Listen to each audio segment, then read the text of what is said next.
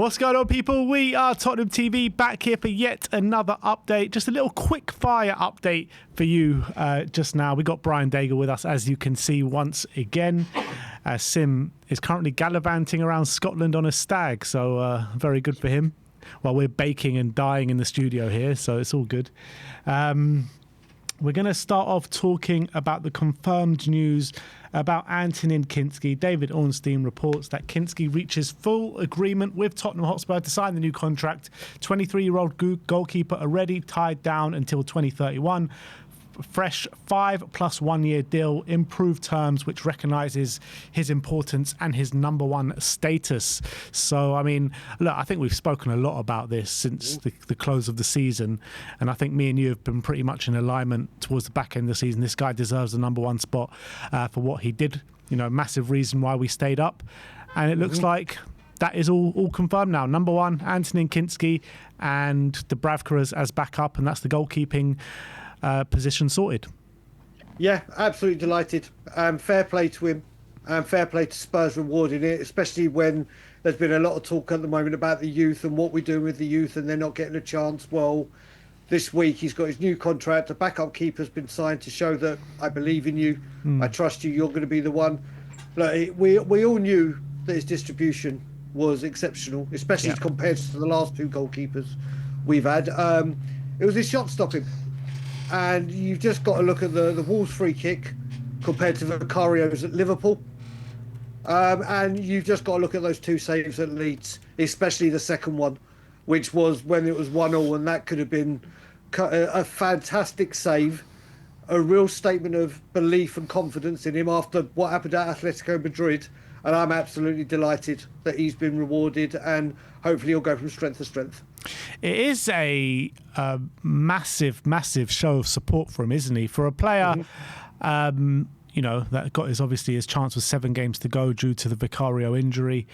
Yeah. With 7 games, we've literally said, you're our number one. There is nobody else. Dubravka's not fit enough to be number one. Obviously, we've got Brandon Austin there as well. So if things do go wrong, we are in a bit of a pickle, though, aren't we? We could be. I mean, Dubravka, will, if need be, will come in and do a job. And obviously, there's Austin if need be. But you've just got to look at the way he has bounced back from Atletico Madrid. Forget just even the performance, the Tudor snub, walking off, the criticism that he received, not just from Spurs fans, but footballing, the banter. What strong self-belief and confidence and belief in his own ability this young man has shown. And he's come in, and Joe, what I've loved as well, when we've had him in games, we've had him on the ball quite early, haven't we? We've given him time on the ball. He's just pinging, and I've seen a few compilations that have gone around just with his distribution. When he's at the back, I've got no concerns. You've seen me often enough with Lloris and Vicario and the heart attacks and that ensues. I think this kid's going to go from strength to strength, and at such a young age for a keeper. Yeah. And with this show of support for him, I mean, his confidence was growing already by handing him the number one shirt. His confidence is going to go sky high after this. But I completely agree. I mean, he just brings that calmness to that back line, and you pass the ball back to him, you don't even think about it because you know he's going to make the right decision or ping one up the field, and it's going to be absolutely spot on. So... and look at the new defence he's going to have around him. Exactly. I'm very happy. Who loves to get forward, Porro, Van Hecker and Senesi that can do their bits, and it's just I'm just delighted for him as we've said. And last season, can you imagine if we had Vicario and he hadn't had his hernia? And the other thing, talking of injuries, got to remember as well, he could have gone to the World Cup. Yeah. But he said no, I want to have this minor surgery and get ready for the next season and put away the pinnacle of what could be his career. I'm just so happy for him, and long may it continue. And Spurs could have a goalkeeper like we have for Lloris for the next 8, 9, 10 years and be happy with it. Yeah, well, if he's anything like the last big Czech keeper that was in the Premier League, then we'll be all right. We'll be all right. just a tad. We'll be sorted for a little while. But yeah, big up to Antonin Kinsky. Congratulations on the new contract and most likely what will be the number one jersey next season as well. Yep. It looks as though the next contract that Spurs are going to try and tie up is Mickey van der Ven. Obviously, he's at the World Cup at this minute, so maybe it might rumble on till after the World Cup until he's back. He actually was dropped by the Netherlands in the last game. 2 unconvincing performances at left back, but we all know he's not a left back, he's a centre back, so nothing to be worried about there in my opinion. Yeah, the less minutes he plays, the less risk of a hamstring. So that's another thing, and also this one I think is a home run. I don't think there's any concerns about wanting to lead. He seems to be absolutely devoted to Roberto De Zerbi, and I've got no qualms or no concerns that this is going to get hijacked or anything. He'll sign a new contract. Last but not least, let's talk about Sandro Tonali, because everyone's waiting for the bomber. Everyone is refreshing Ornstein, refreshing Fabrizio Romano as ferociously as they can.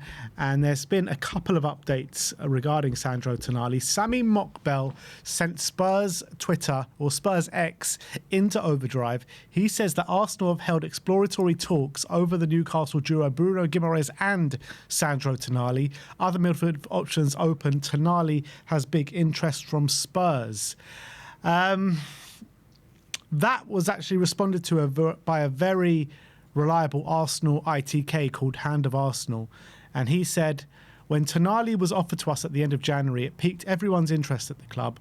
Berta kept his contact with, as did City.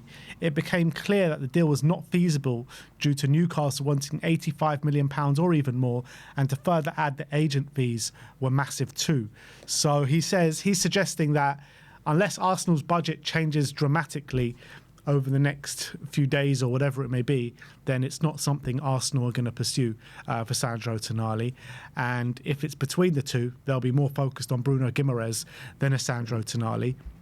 Then Alfredo Padula says that Tonali taking big steps towards Tottenham now, confirmed what was anticipated 10 days ago, priority given to De Zerbi, still a few missing details with Newcastle and a bit of patience is needed, but we're about to hit the £100 million mark. I'm not sure if it's pound or euros, but he says the 100 mark. So, I mean, positive on the Arsenal front. I mean, not positive that they held talks or, exploratory talks, but positive about the inside Arsenal. They're saying, the price is just going to be a bit too much for them.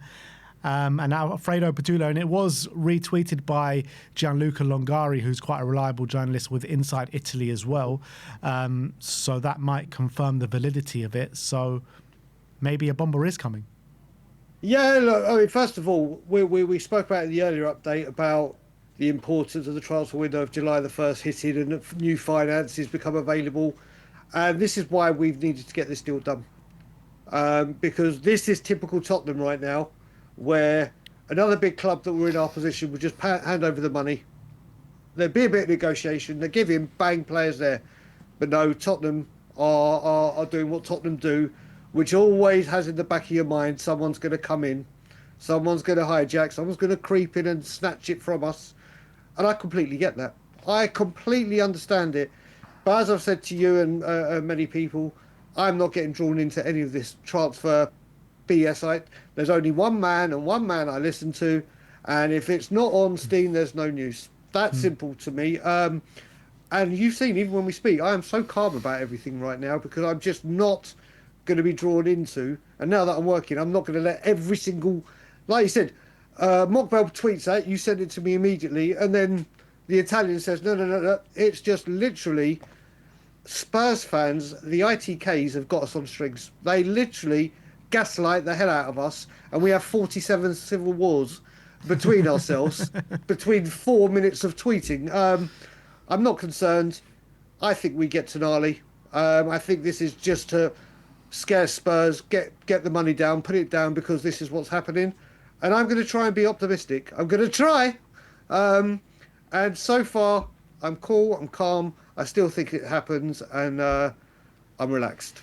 I do think something's going to happen in the next 24 hours for Tonali. However, I've been saying that for the last 48 hours. So, so I don't know. Take that with a pinch of salt. But you're looking at the options available: Tottenham, Arsenal, Man City. With inside Arsenal, they're saying it's a bit too expensive for them. Man City have literally just spent 116 million on Anderson, so you find it very highly unlikely that they're going to slap 100 million down right now for Sandro Tonali. And we keep just hearing that he's given his priority to Roberto De Zerbi. So all the noise pretty much all points in the direction of Tottenham. But I just need this saga to be over. This and the Mateus Fernandes saga has been rumbling on, same thing every day from different kind of journalists. It's just so frustrating. I just wish that these would come to an end right now and a positive conclusion.